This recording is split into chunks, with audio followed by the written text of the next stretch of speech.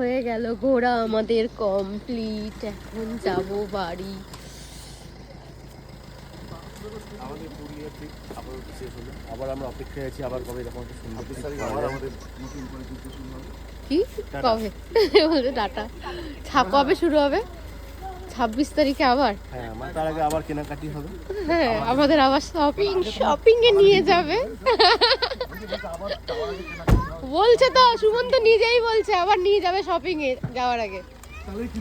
হ্যাঁ, মানে আমরা চাইছি, আমরা বলিনি, জোর করে আমাদের শপিং করাতে চাইছে। কেমন লাগলো পুরুলিয়া ঘুরে? ভালো না, একটা থাপ্পড় ঠিক করে বল। ভালো লেগেছে না? শান কেমন লাগলো? খুব খুব খুব বাজে জায়গা। ভালোই লেগেছে। প্রথম দিন ভালো লাগেনি, কিন্তু পরে ভালো লেগেছে। না, ভালো জায়গা। তোমার কেমন লাগলো?